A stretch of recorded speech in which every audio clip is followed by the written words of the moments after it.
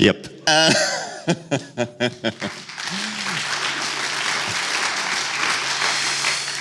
Good morning, everyone. Welcome to the artist talk of David Shrigley. My name is David Snels. I'm a curator at Kunsthal Rotterdam, and for the last months I've had the pleasure to work on the exhibition David Shrigley, What the Hell Was I Thinking? With David and his team. David Shrigley is an internationally acclaimed artist, known for his distinctive drawing style, his absurdist installation, and the use of deadpan humor throughout his work.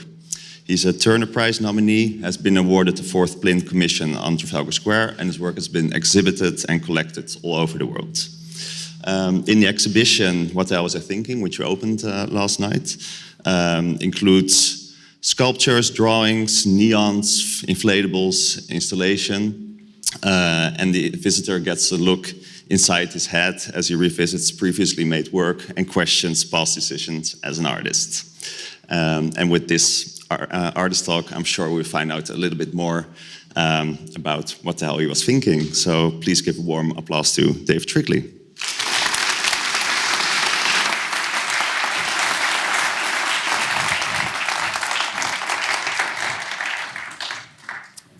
Thanks, David.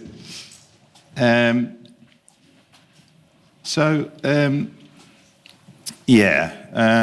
all hear me, right? All good? Good. I put together a talk, and then I kind of just was assuming that you'd already seen the show, right? But you haven't. And so I just couldn't be bothered to do another talk. So you're just going to have to imagine that you've seen the show and that you know what I'm talking about. But anyway, this is like additional material, right? So that's good, you know. It's like the DVD extras in the days of DVDs. Bear with me a bit. This is here, talks. No, texts, talks. There we go.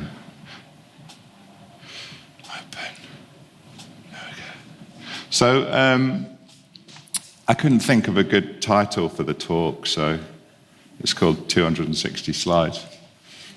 For reasons by the end of the talk will become apparent.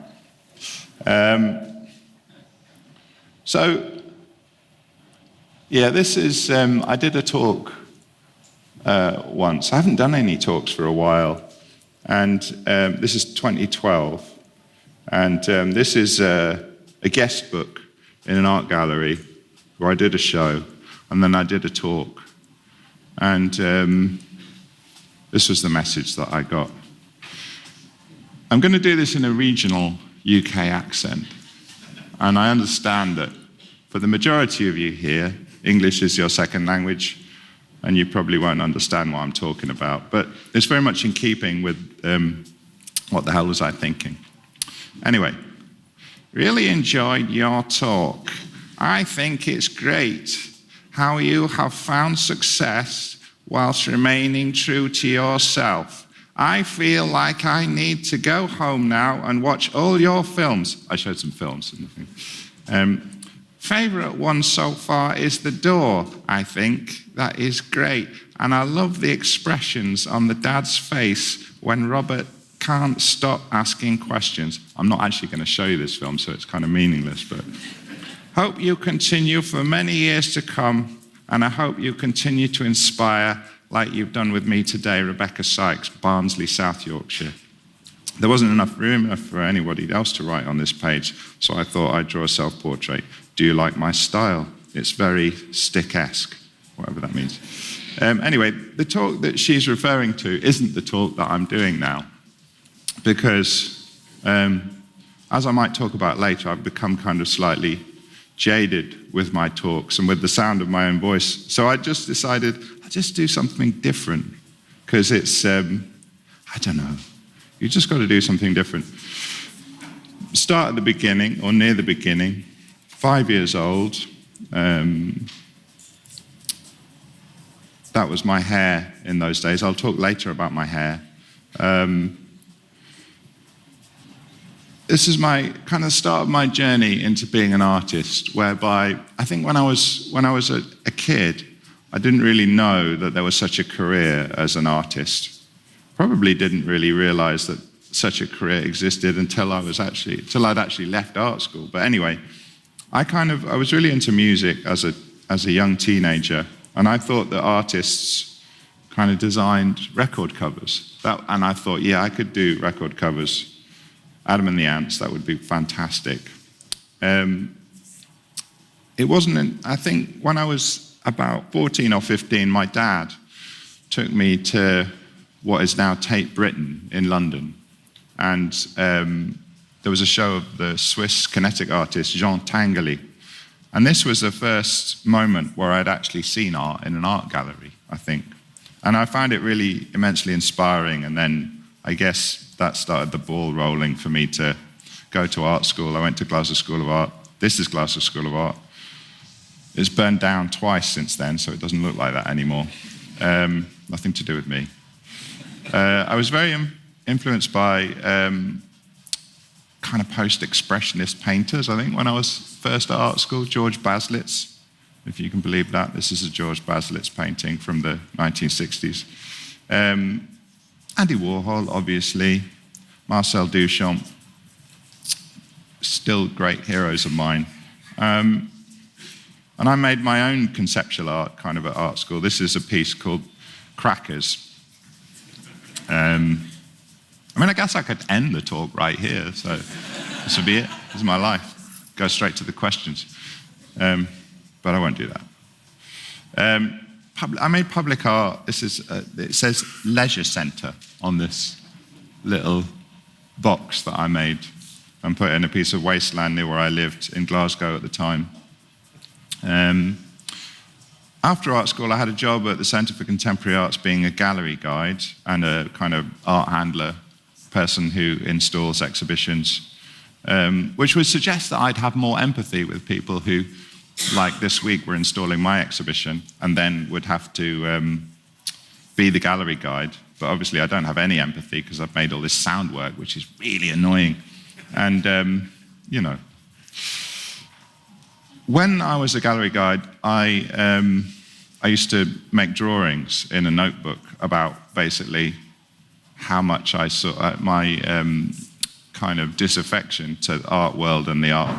I don't know what I saw as being the art world. So I kind of made these cartoons, drawings about how I kind of hated art, really. And then I sort of became a famous artist based on that, which was deeply ironic. I mean, the black and white drawings that I made were, I guess it was a decision to make art in this way because I didn't have any money. I lived in a shared apartment. I didn't have a studio. And I started publishing my own books. And in those days, printing wasn't as it is now, so you couldn't really do print on demand. There was no digital printing. So to do the cover of the book was always a bit challenging. You could Xerox the interior, but the cover, which it was obliged to be in color, I scribbled on the cover and made my own covers. They were very limited editions, 100 or so. And I basically made so many books, I realized that I really can't be bothered to talk about them all, but I haven't made any for a while. This is an interesting book. It's in German. And I don't speak any German. And I made this book by, I made drawings and I added text to them by translating English into French with an English-French dictionary and then French into German. And I don't speak, my French is very rudimentary. My German is non-existent. And then I kind of made this book in German, and I got my German friends to correct the grammar. And it was a really strange book. And it's in German, and it's called Hand, which means the same thing in both languages. One of the first books I made was called which means literally to kind of deviate. To err, it means to kind of change your mind or not be sure of something. But I liked the idea that people could go into a bookshop, as they used to at that time, because the internet didn't exist, to buy a book, and they would say, I'd like a copy of Yes, yes, by David Shrigley. No, we don't have it. I made a lot. This lent me to doing loads of merchandise. I've got my own shop, which is in an iteration of which is in the exhibition. I'm one of those guys who does a lot of greetings cards and stuff. Apparently, that makes me unusual in the world of fine art, but there it is. Tattoos. Tattoos is a theme in the exhibition which we've addressed. I just feel weird about the tattoos. It's just strange. When I first started doing tattoos for people, first of all, I don't have any tattoos because I'm of a generation whereby the only people who had tattoos when I was 25 were people who've been in prison, basically, and in the army or whatever. This is kind of before social media. A young woman, as it turned out, sent me a message to say, would you design me a tattoo? So I was sitting at my computer one evening and I just made this drawing, scanned it, sent it to her. And she, the next day she said, I've had the tattoo done. I've had this socks tattoo applied to my body. And I said, wow, that's quite a bold decision. Could I meet you and take a photograph of it and I'll put it on the website? And she said, yes. And then it turned out that she was 15 years old. And she'd had it done in rather an intimate place. And that's all I'm going to tell you, apart from the fact it was fine in the end. She said, well, I'm nearly 16. And I'm like, I don't know what the legality is surrounding tattoos. And I'm kind of quite a shy person. I don't really like, just wantonly touching strangers' bodies. And they're all delighted when I do all these stupid things. And I've done events whereby people show up and they say, oh yeah, I'd like a tattoo. My first question is, not what should it be, but where do you want it? On my leg, okay. And then I just decide what to do. And they, I've done things where you write a joke, kind of like, they wanted this picture of the plant, and then I kind of wrote congratulations underneath as a joke, and then she gets that tattooed on as well. What? This was actually one of my finest moments of the tattoo event, whereby a guy came and he had his ex-wife's initials tattooed on the back of his neck. And his ex-wife's initials were AMH. And I changed it to drama, which I thought was very, very clever. There always seems to be a negative correlation between the beauty of the subject, the beauty of the person who wants the tattoo, and the ugliness of the tattoo that I provide for them. And I'm like, why are you doing that to yourself? Often there's like grammatical mistakes, spelling mistakes. This says, don't make wild promises which you can't keep, which should obviously be, well, maybe you don't know, but technically it should be, don't make wild promises that you can't keep. But I wasn't going to tell her that after she'd had it done. Drawings. Questions about the drawings. I'm going to preempt the questions that you're going to ask me just so that we can roll on a bit. Which comes first, the drawings or the text? Mostly the drawing, but sometimes the text. And sometimes text and more text. Sometimes the drawing and then text, more text, and sometimes no text. Sometimes just kind of meaningless text. So basically, I think what I'm trying to do is make images that don't illustrate the text and text that doesn't describe the image. So there's a slippage, if you will, between the two. And also, obviously, you've got to fill the page. So I don't really think too hard about, I'm not really a big fan of ideas as such. Like, I think the ideas happen along the way. The ideas happen through the process of doing the thing. And part of that process is writing lists of things to draw and then throwing away a lot of stuff. I used to be a cartoonist for a while, where I started off making drawings and thinking that this wasn't fine art as such, so I was going to have a job as a cartoonist. And that was something I thought I could do, even though I didn't really have any interest in cartoons. So I worked for a few national newspapers in the UK. Long after I initially set out to do it, I was rejected to start with, and then years later, I went back to being a cartoonist for The Guardian and for The Independent. The Independent was my first job, and I presented these drawings. This says, time to reflect. But somebody in the graphic department in the newspaper had some kind of editorial pretension, so they presented it like this in the thing. And this happened. This happened a lot. It was really very frustrating. So anyway, the title of this show is "What the Hell Was I Thinking?" And the more I think back to a lot of the artwork I made, it could apply to almost everything I've done. And this is a piece that I made. It's a large glass sphere that contains 5 years of my toenail clippings. I mean, really, what the hell was I thinking? It's just disgusting. It's just a really fucking weird piece of work. In a very prestigious collection, as it turns out. This is one of the best-known record cover I've done. It was for a band called Deerhoof, who are from west coast of America. And yeah, I guess back when I was 12 and I was wanting to do record covers for Adam and the Ants, I kind of achieved it, man. This was, anyway, I made several versions of it, and I think they chose that one in the end, but I can't remember. I think this might be, this is a pop video.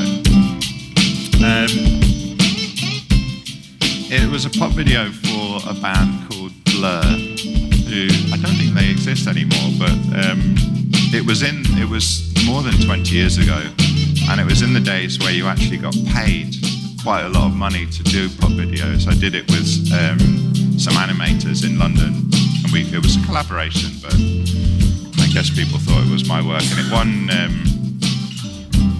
won an award, and but the record company really hated it, to the extent whereby they weren't going to allow it to be, they weren't going to accept it as the work, but the lead singer of the band kind of stepped in, and he was like, no, you got to do this because it's kind of funny.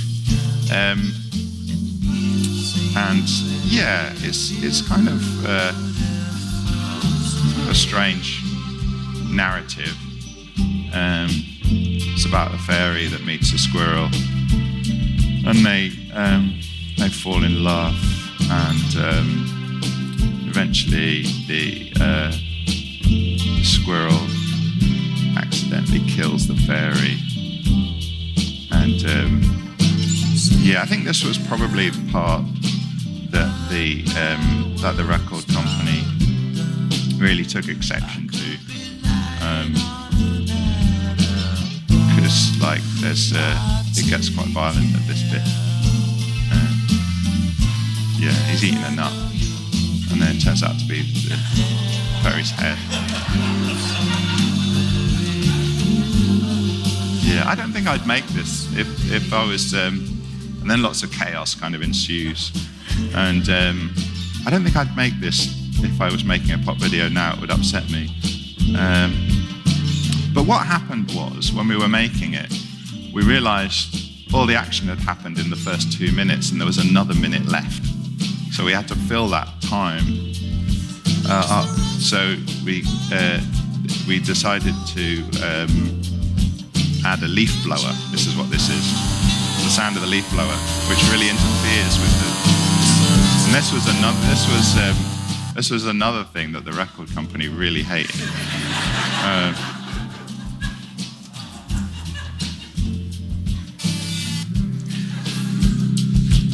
And we hit upon a strategy as well, whereby we sort of knew that the record company were going to take issue to it. So we deliberately added something which at the time was the most offensive thing we could think of, which was a reference to the 9/11, this bit. So we thought, well, that'll be kind of a bargaining chip. We'll get them to, they'll take that out and they'll let us leave the rest in. And that's actually what happened. So yeah, it worked quite well in the end. Headless drummer. I mean, I made a lot of films that are kind of, when I first started making animation, I kind of took commissions on because I kind of wanted to learn about animation whilst being paid to do it. And then once I'd kind of figured that out, I made my own animations. I was sort of, I got commissioned to make a feature film, an animated feature film, quite a long, 20 years ago. And then I realized I had to go to loads of meetings and I didn't want to do it. So I just ended up making these really short films myself, which were much more satisfying. But yeah, anyway, music. So I met these guys who ran a record company in Cologne in Germany, and they asked me to make a record cover for one of their bands. But the awkward thing was I didn't actually like any of the bands that were on their label at that time. So we made I didn't tell them that, obviously. But anyway, we made this record cover that had a book in it with all these lyrics that I'd written to kind of fill it out, you know, so that it was sort of more like a book. It was more like a saleable object, that you wouldn't be really angry that you just bought an empty record cover. So anyway, inevitably, they asked all the bands on their label to record these, make these lyrics into songs. And then they made a CD with like 40 different bands. And it was kind of a really cool project, but it just sort of happened by accident.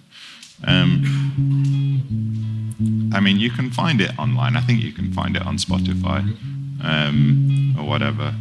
And it's it's kind of interesting. Anyway, I'm not going to let you listen to that. But I made spoken word records which is kind of a genre. Me speaking, and then other people speaking, and occasionally me playing a bit of music. But that audio, to start with, that was actually me shouting. I'm not quite sure why we've ended up using that as a kind of signature theme for this show, but there we are. It wasn't my decision. Anyway, my musical odyssey kind of took an odd turn about 15 years ago, where I wrote the libretto to an opera. I was sort of the art director. It was an opera about like a TV cookery show, and some of the characters were food. There's a banana, and there was like a chamber orchestra playing this very avant-garde score. It was a collaboration with an orchestral composer, and strangely, it's actually on this weekend again for the first time in 15 years in Leeds. If you happen to find yourself in Leeds in the north of England. So yeah, what the hell was I thinking? I made a lot of object-based sculpture, and looking back on it, I'm just like, these big eggs. What the fuck was that all about? Also a series of signs. Whenever I did an exhibition, it became a bit of a signature, where I was to have a neon sign that said exhibition, but exhibition is actually spelt wrong. There should be an H in it, as some of you will know. I realise you might not all be up on English spelling, but anyway, it's kind of funny in a way. Wall paintings, wall drawings. I mean, I made that at the art fair in Basel. I don't think anybody bought it. Jewelry. I went through a phase of making jewelry and household items, hooks, spoons, a big necklace that weighs a ton, all these rings that people can't wear. Oh yeah, the rat. Oh man. I made a piece called Dead Rat, which is a taxidermied dead rat, which I thought was hilarious. And I sent it to my gallerist in Copenhagen. And I said, I want you to show this at the art fair, the fancy art fair, Basel Art Fair. And, you know, they can be on this fancy booth with, like, I don't know, Russian oligarchs and Brad Pitt and everybody come in to look at the art. And there'll be a dead rat on the floor, and that'd be really, you know, Dadaists, anarchy, whatever.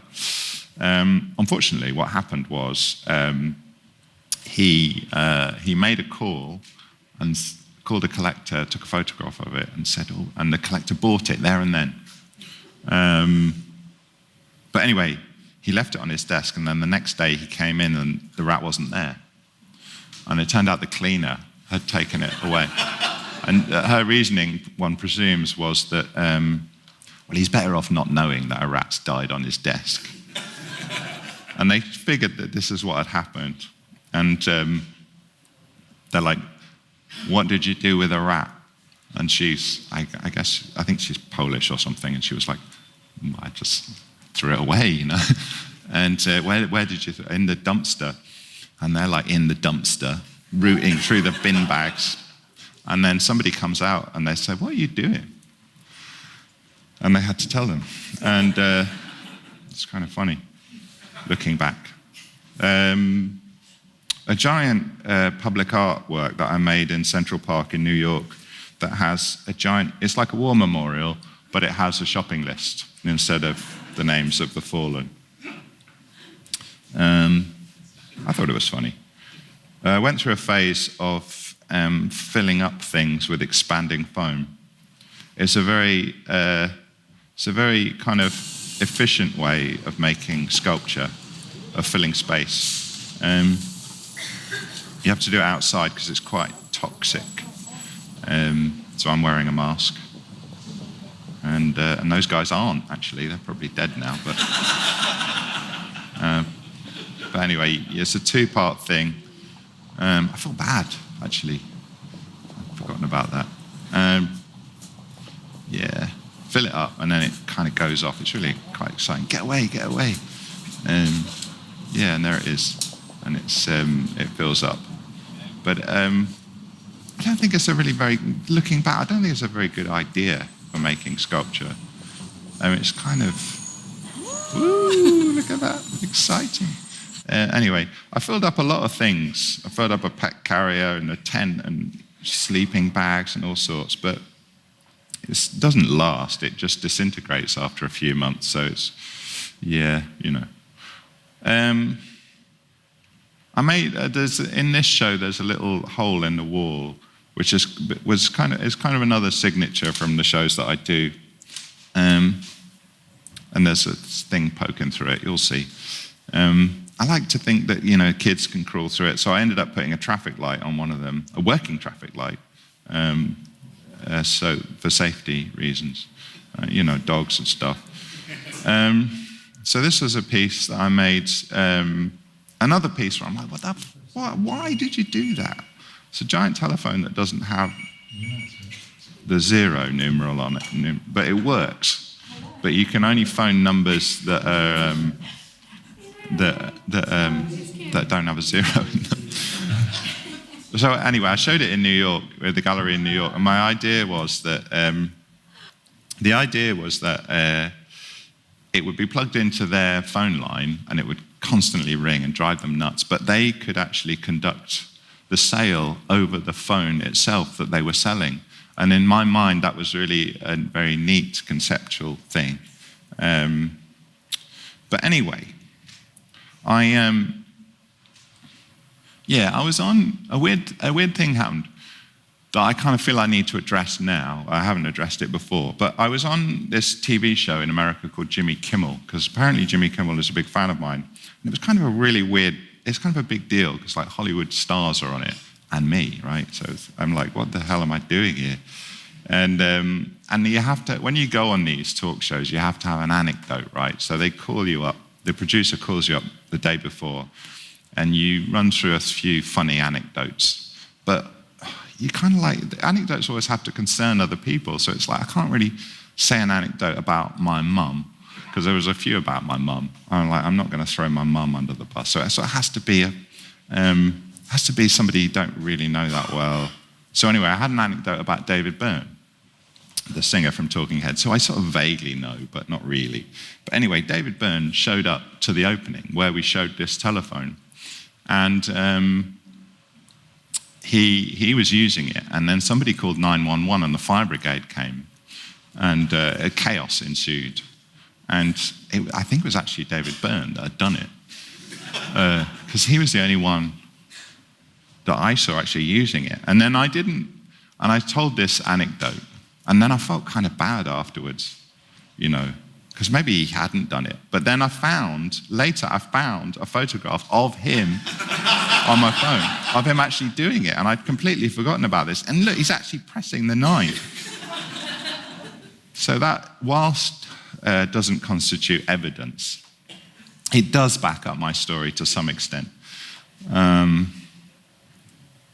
Crushed Ladder, it's a piece. Crushed a ladder. Exhibitions, I don't know, I sort of got a bit bored of exhibitions. I think that a lot of the things I do in exhibitions are kind of stupid. So there was these walls in a museum in San Francisco that were hollow, and you could see them from a little balcony. And I was like, can I fill up the walls with multicolored plastic balls? And they were like, yeah, yeah, but why? And I'm like, can you just do it? And they did it. And I found that really pleasing. I made a series of works with taxidermied animals that have no head, so kind of headless animals, but they sort of made to look like they never had a head, which I was kind of smoking quite a lot of weed at this time. And that really is the only justification I have. You will ask me what I do with the heads, and it turns out they're in a box somewhere. We need to find that box, actually, because it probably stinks. So yeah, dead hamster. I mean, the dead hamster is a bit like the dead rat, but it sort of makes more sense with all the title and the details on it somehow. And this was a series made of kittens and puppies with the sign that says "I'm dead." I thought it was, sort of addressing the perversity of it, which I got a lot of abuse on social media. I don't really look at the comments on social media anymore. Why would you? Anyway, I got a puppy 13 years ago, so I don't make taxidermy anymore. Again, I think this is maybe 30 years ago that I made this work, and it's called Skirt, and it's sort of it's kind of like a disembodied woman's skirt with a form inside it. I just really don't know why I made it. It was just, I think I don't know. You've got to make something. Anyway, for my birthday, they made it into a cake in some exhibition that I did. And that somehow made more sense, the cake. And then cakes, this was a piece that I made in the Trafalgar Square, the 4th Plinth Commission, big deal. Giant thing. There's an inflatable version of it in the show. Yeah, hilarious. Anyway, another cake. Cheer up, Dave. It's your birthday. There's another cake. And again, this had some kind of reference to my life drawings, I think. And this was a cake that I decorated for my friend Anton's 50th birthday. Again, it was when I was still smoking weed. I made a piece that at the time I was very proud of. This was probably about 20 years ago, and it's called Black Dot, and it's a black dot that's about, 10 centimeters in diameter, and it's just on the wall in an empty space. And because I like conceptual art, and this is me talking about it. I can't remember what I'm saying, but saying something. And I know what you're going to ask now. You're going to say, what the fuck's going on with your hair, man? Yeah, I had big hair in those days. It's kind of like a horse's tail. And this is me getting an award. And we should talk a little bit about my hair. I think I might be about 16, 17. It's kind of impressive in a way. It's quite well conditioned, I think. So this would be my hair at about 18, I think. This is 20. This is at art school. I think this is maybe 21. And it grew quite a lot. And this is me in the middle. This is the only document I have of this time where I actually had dreadlocks at the back. That's disgusting. And then I shaved the dreadlocks off. And then, but I didn't shave my beard off. I kind of had decided to have a sort of Elvis type cut. Anyway, then I graduated. I shaved off the beard when I graduated. And this is kind of me now. Yeah, the hair grew back. And then I had the hair shaved off. A friend of mine was having cancer treatment. And all of our friends, we all had our heads shaved in the village where I was living in Devon at the time. And it was like the summer fete in the village. And we were all on the village green having our heads shaved. And so all the hair's on the grass. And afterwards, there was a big tug of war, which is kind of things you do in little villages. And then there was a karate competition. But it was on the same place where we'd all had our heads shaved. And it was really hot. And all the karate guys were all covered in our hair because they were all sweaty. It was really disgusting looking back. Hair. And the hair's been up and down quite a bit over the years. This is one of my friend's daughters who did my hair and then made me go to the pub afterwards. Anyway, that was some fashion shoot. I had a good friend who eventually I had the big hair cut off. And she kept it and put it on her dog. Anyway, this is a pause. This is COVID, right? So I spent COVID in the village in Devon with me and my dog and my wife, and it was kind of idyllic. But it was a time, and I made all these kind of disaffected drawings about how, in some ways, I was sort of anxious, like we all were. In some ways, I was actually really happy. Because I was really lucky, I suppose, because I realized, apart from the fact I was living in an idyllic place and I was still able to make a living from making my artwork, I'm actually quite an introvert, so I didn't really care that I couldn't go to the pub anymore. And I just made these drawings about, I don't know, anxiety, being stoned. It was great. And I realized I kind of reassessed. I wasn't traveling anymore. I made a lot of exhibitions. I had made a lot of exhibitions, and I decided I didn't really want to do any anymore. And I think this show actually is probably, almost is the first kind of museum show I've done since COVID.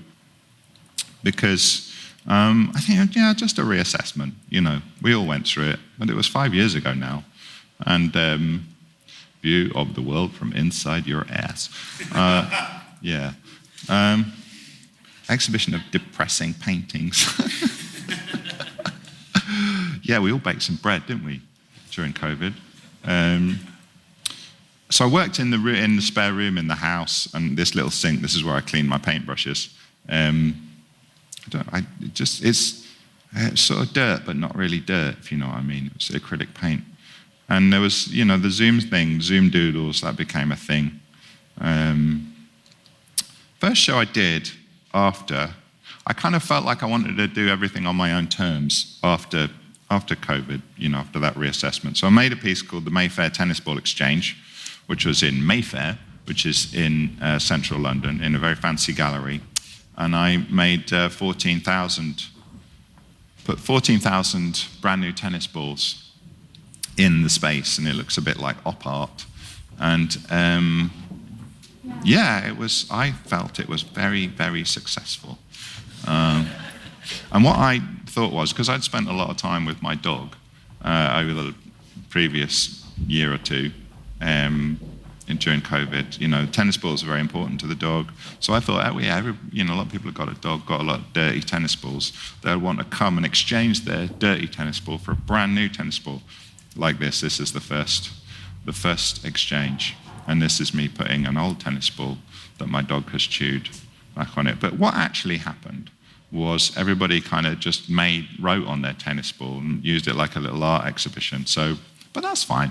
Anyway, tennis ball exchange. Another piece that I made was, there was a news story a few years ago about this charity shop in the UK that had so many copies of Dan Brown's The Da Vinci Code that they didn't want anymore. And it became national news. They made a display in the window. They had 900 copies or something. And I figured, I want those. I want those copies of the Da Vinci Code, and I'm going to do something with them. And a few years later, having started to collect them, I realized, I read a book about George Orwell's, it was a biography of George Orwell's 1984, and fascinating book. It's called The Ministry of Truth. But I realized that it was actually 50 years after George Orwell's death.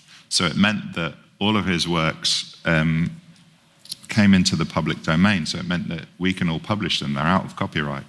So I'm like, I know what I'll do with those Da Vinci codes. I'll make them into paper. I'll pulp them all, make them into paper, and then I'll republish. And I used a hardback copy as well, and made this hardback copy of George Orwell's 1984. And it cost £250,000, and still got some left. I also started a charity project in near the village where I was staying in Devon at the time, and it was like a community art project. We took away. Previously, there was this old public artwork on a wall kind of near the seafront, and we took all that artwork away and made a billboard, and then we invited people to make art on the billboard. So we invited kind of professional artists mostly to come and make a work, and then they did a workshop with the local community, and that then generated some artwork for the billboard. Did a project in a school, and the kids all did portraits, and then inevitably I had to do one of the artworks. So I made this. I found this. This place is called Sidmouth in Devon, and there's a Sidmouth in Australia. So I got somebody to take a photograph of the Sidmouth in Australia, and then presented it in the Sidmouth in Devon, upside down. Clever. I got an OBE, which is one of the awards that the state provides to its citizens in the UK. And you go, and the Queen, as it was then, gives you this medal for being whatever, I don't know. It was kind of a strange day, actually, because I got a letter from Buckingham Palace. There were 2 letters came, and one was a letter from Buckingham Palace giving me this award, and the other one was a speeding ticket, which was for Kim, my wife. And she opened hers. She said, "Oh, fuck, I've got a speeding ticket." And I was like, "Oh, no. What's in your letter?" I said, "Oh, it's nothing, just a bill." I made a beer, or branded a beer with some friends of mine in Brighton called Toad Liquor. And this is the advertising campaign for it. So good. So good. Toad Liquor. A grapefruit pale ale. Made by Hand Brew Co. in Sussex. Available on draft. and in cans from the web shop. So good. Yeah, you know, I'm available if anybody needs me to do voiceovers. So good. Anyway, the beer is for a charitable purpose. It funds a community art project in Brighton. So it's kind of all for a good cause. And it's a really nice beer. I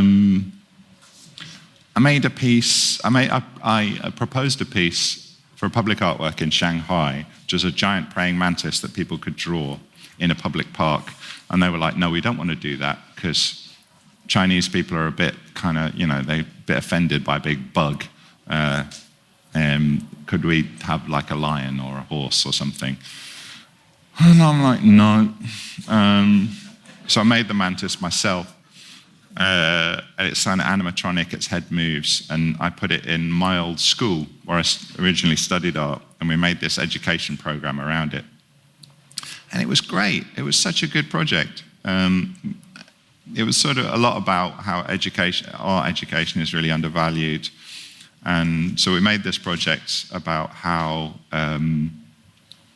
art can be at the center of the curriculum, and then all the other science subjects, etc., can stem out from it. It was just a great project. And we made all these different things. We made food, we made sushi, we did yoga.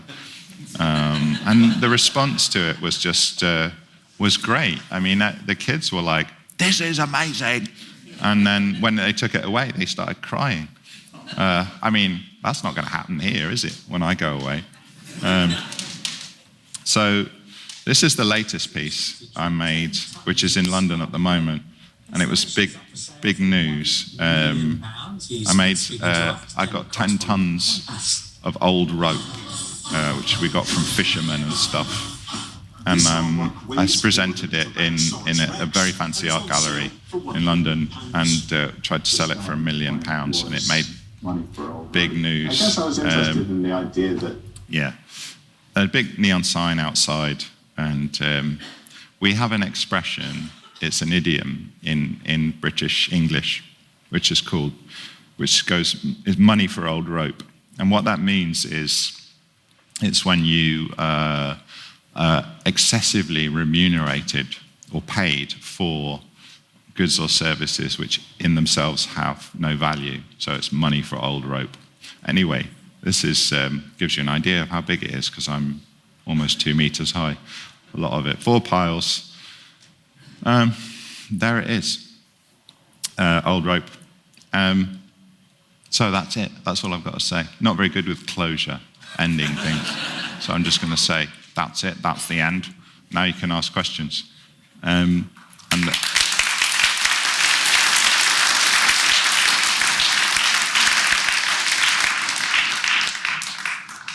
But you don't have to ask any questions, because it is not even 11 o'clock yet on a Saturday morning. And unlike me, some of you may have been drinking last night. But yeah, there's a microphone somewhere if anybody wants to ask a question. But like I said, you don't have to ask questions. And if you don't ask questions, I'll just answer some questions that I think you'll want to ask. Yes? You used to make photos earlier, photographs. Are you going to make any more photographic art? Am I going to make any more photographs? Yes, I am. Well, not as art. No, I think I made some kind of I made public artworks, I suppose, which are very transient. So I pinned messages onto trees and made very small, junky objects and put them into odd contexts. I mean, this was a long time ago. This is like 30 years ago that I made this work. And they became photographs, so I presented them as photographs. But that was at a time before digital photography. So this would have been 95, 96. And digital didn't really come in till like 99, 2000 in a way that everybody used it. So I think once digital photography arrived, I just sort of stopped making these photographs, because the object, when you make film-based photographs, they're a kind of a nice object that you want. But digital photography is a lot of shit. So I didn't want to do that. I think I just got caught in between. And also with media, it's a bit like one in, one out. So I sort of maybe stopped making photographs, started making animation. And I've sort of stopped making animation now. And what am I doing instead? Making music. Yes? Which, sorry? Which what? Which hairstyle? Which hairstyle? Well, I think you know the answer to that question, sir. You know, I'm getting old. I've got hair, and I should just be happy with that. You know, better. We have an expression in Scotland which is better grey hair than nay hair, and yes, I've got grey hair, but it's all there. So, yeah, cherish your hair. Cherish your hair, young man. You may not have it forever. It's, yeah, I don't know. So it is a really what the hell was I thinking thing, isn't it? Some of those hairstyles. I mean, there's a lot of other hairstyles that I've had, but I don't have photographs of. I had a Mohican at one point. I think I'd just seen Taxi Driver, that movie with Robert De Niro. And maybe it was Halloween. I can't remember. Anyway, we've got 7 minutes left, so there is a time. Yes? I was just wondering, have you ever had an idea and wanted to do it and then thought, no, I can't do that one. That's people won't like it, or it's too much, and I don't know. And can you tell us? I think I've done everything that I wanted to do. I mean, obviously I have, you know, because a lot of it is just like, whoa. I think there's, I suppose you might start talking about, you know, offending people. And I certainly don't ever seek to offend anybody. I think that you have to make the work for yourself, first and foremost. And you don't have any social responsibility at the time you make the work, but you do have social responsibility at the time you present the work.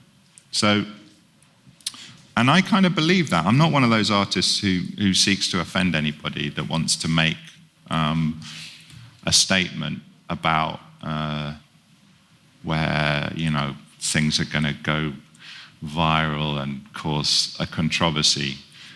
I mean, this work, the exhibition of old rope, I'd say it caused interest, but for me, the conversation that surrounded it was a really interesting one.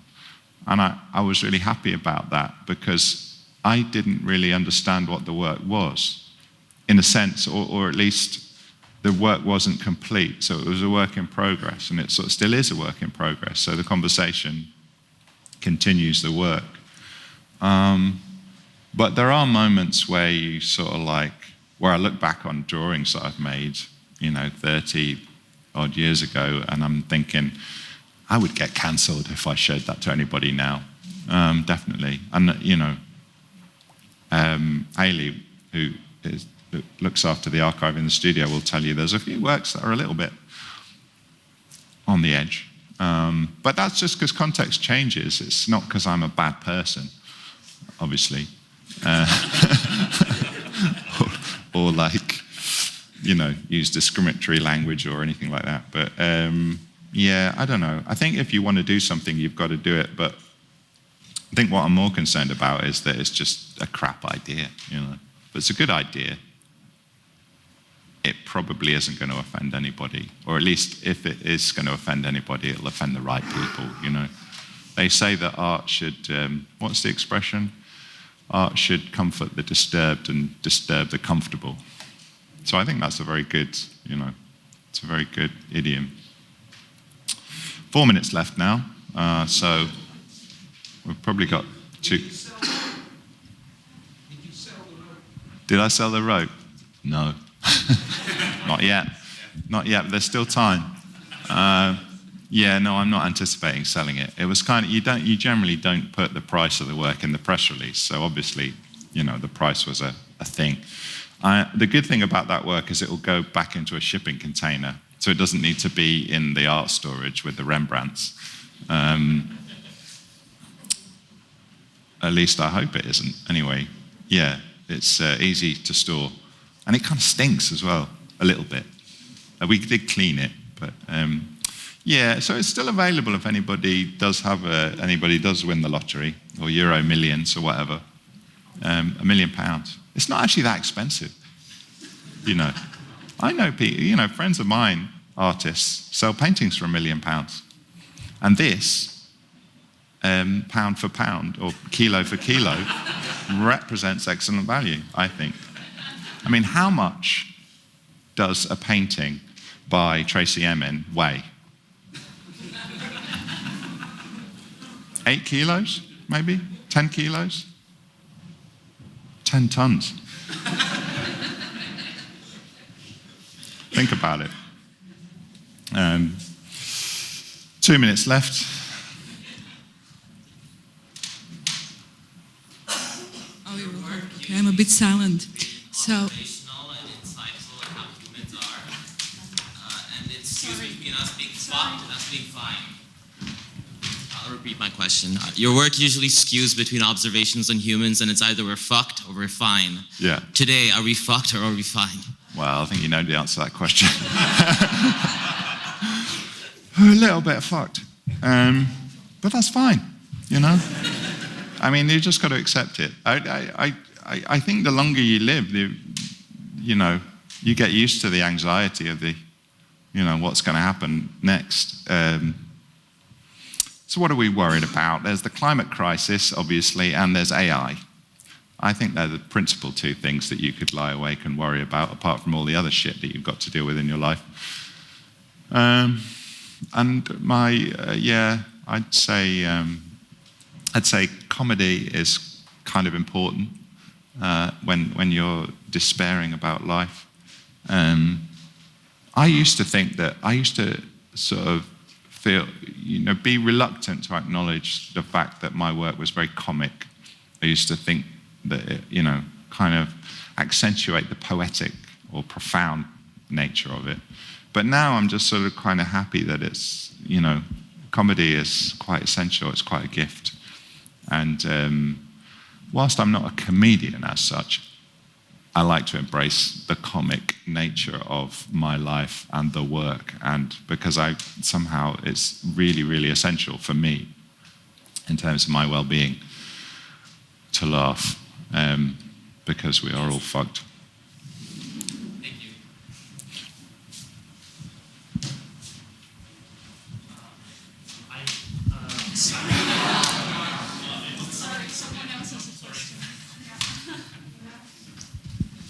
Sorry.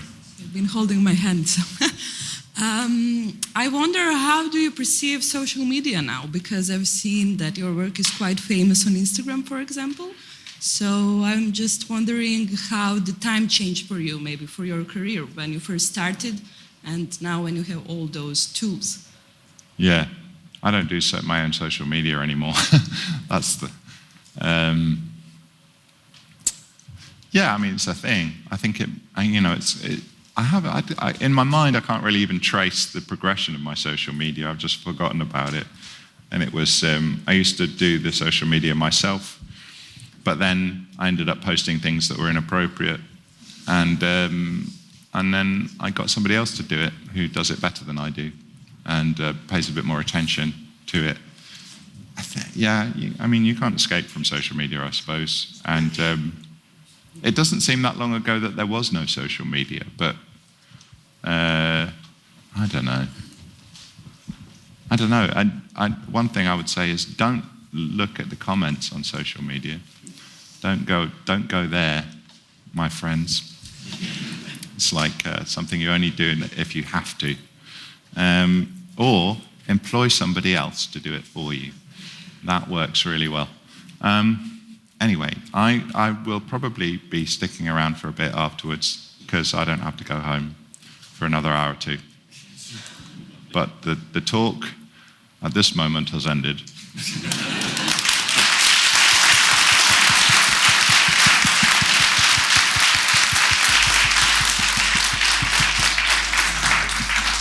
Thank you very much, David. It was very interesting.